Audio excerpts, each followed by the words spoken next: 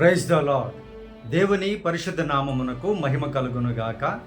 ఈ దిన కాలపు ఆశీర్వాదపు లేఖనం హెబ్రీలకు వ్రాసిన పత్రిక 2వ అధ్యాయము 18వ వచనం.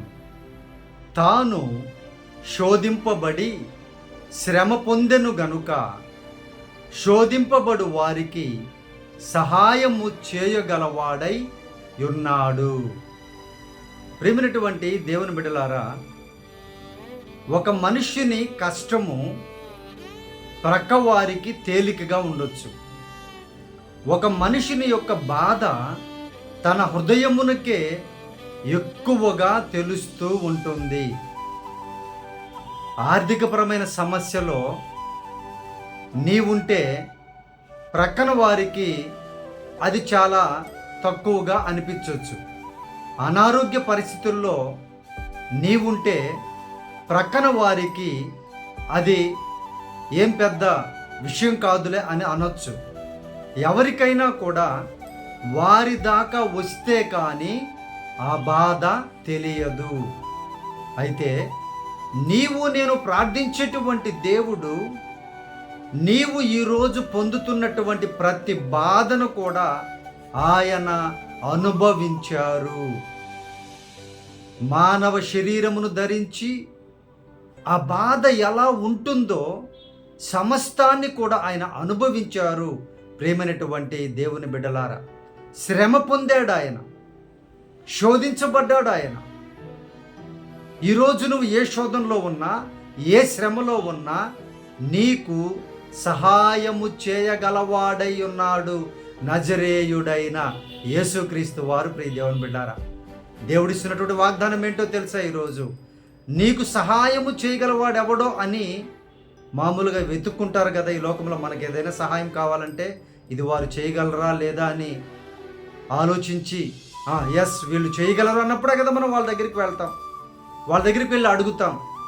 అయినా కూడా కొన్ని సమయంలో మనకి సహాయం దొరకకపోవచ్చు. కానీ నజరేయుడైన యేసయ్య దగ్గరకు వస్తే ఆయన ప్రతి శోధన నుండి తప్పించి, ప్రతి వేదన నుండి నేను తప్పించి నీకు సహాయము చేయగలవాడై ఉన్నారు అని వాగ్దానం చేస్తున్నారు. ప్రియ దేవుని బిడ్డారా, ఈరోజు నువ్వు ఏ శ్రమలో ఉన్నా, ఏ భయంకరమైన వేదనలో ఉన్నా భయపడకు.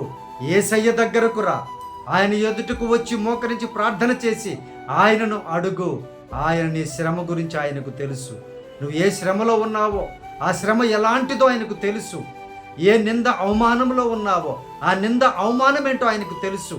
ఏ శారీరకమైనటువంటి బాధలో ఉన్నావో, ఏ భయంకరమైనటువంటి వేదనలో ఉన్నావో అవన్నీ కూడా ఆయన అనుభవించాడు. కాబట్టి ఆ బాధలన్నీ తెలుసు. కాబట్టి నీ బాధను ఆయన అర్థం చేసుకొని తప్పకుండా నీకు సహాయము చేయగలవాడై ఉన్నారు. తప్పకుండా మీకు సహాయము అందుతుంది. ప్రేమైనటువంటి దేవుని బిడ్డలారా, విశ్వాసం ఉంచండి, ప్రభు దగ్గరికి రండి.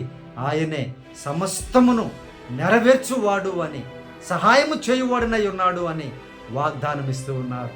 దేవుడి వాగ్దానమును మీ జీవితంలో నెరవేర్చబడినట్లుగా ప్రార్థన. పరిశుద్ధాత్మ దేవా, మా ప్రియ పరలోకపు తండ్రి, అయ్యా, ఈ వాగ్దానం చూస్తున్నటువంటి బిడ్డలు ఏ శ్రమలో ఉన్నారు, ఏ శోధనలో ఉన్నారు ప్రభువా మీకు తెలుసు నాయన. మానవుడు రక్త మాంసములు కలిగినటువంటి మానవ శరీరంలో ఎన్ని బాధలు ఉంటాయో, వాని ఆత్మలో హృదయంలో ఎన్ని బాధలు ఉంటాయో, ఎన్ని సమస్యలు ఉంటాయో ఈ జీవితంలో సమస్తము రుచి చూచినటువంటి దేవుడు ప్రభువా. కాబట్టి నిన్ను అడుగుచూ ఉన్నాము నాయన. అయ్యా మా బిడ్డలు ప్రభువా, అయ్యా మీ బిడ్డలు నాయన, చూస్తున్నటువంటి వాగ్దానం చూస్తున్నటువంటి బిడ్డలు ప్రభువా, ఏ భయంకరమైనటువంటి శ్రమలో ఉన్నారో, ఏ శోధనలో ఉన్నారో మీరే సహాయము చేసి ఆదరించమని ప్రార్థన చేయించు ఉన్నాము నాయన. ప్రభువా, సహాయము చేయవారు మీరే ప్రభువా. మీరే కార్యములు నెరవేర్చండి అయ్యా.